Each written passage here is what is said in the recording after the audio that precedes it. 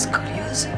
C'est certainement un défaut de naissance. C'est l'enfer surtout. Qu'est-ce que vous avez à me regarder comme ça? Si vous attendez de moi que je joue la gentille petite infirme courageuse et attachante, vous allez être déçus, je vous préviens tout de suite. Alors faites ce que vous avez à faire, et c'est tout. Je peux... Allez-y. La fille est née dans le malheur. Elle a été diagnostiquée avec une malformation congénitale de la colonne vertébrale. Sa colonne vertébrale était courbée de près de 90 degrés. Elle s'était depuis longtemps habituée aux regards étranges des autres, malgré une opération d'implantation de tiges métalliques pour tenter de corriger sa colonne.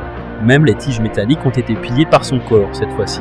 Elle était hospitalisée juste pour retirer quelques côtes, afin de réduire la pression sur ses poumons. Le traitement des calculs peut sembler négligeable, mais ça va vraiment améliorer ta qualité de vie. Vous croyez? Ça veut dire que je vais enfin me faire dépuceler? Heather, arrête. Non maman, je suis désolée, mais elle dit que l'opération va pouvoir améliorer ma qualité de vie. Les médecins devraient pas faire de promesses quand ils sont pas sûrs d'eux. Mais Callie n'avait pas l'intention d'abandonner. Elle a arrêté Derek et lui a fait part de son jugement. Elle espérait que Derek pourrait aider Heather à retrouver une vie normale. Malheureusement, je suis débordé.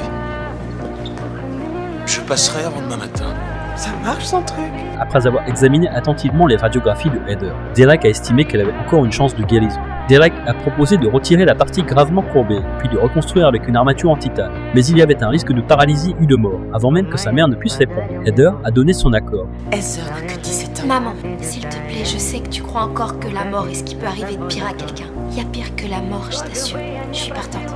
Au moment où l'opération allait commencer, un imprévu a plongé Heather dans le désespoir total. Vous pouvez aller vous faire foutre tous autant que vous êtes. Vous me faites vomir, bande de charognards. Parce que cette opération était expérimentale, la compagnie d'assurance a refusé de payer les $200 000 de frais chirurgicaux. Heather savait qu'elle ne pourrait jamais se rétablir de toute sa vie. Tu veux que je t'aide?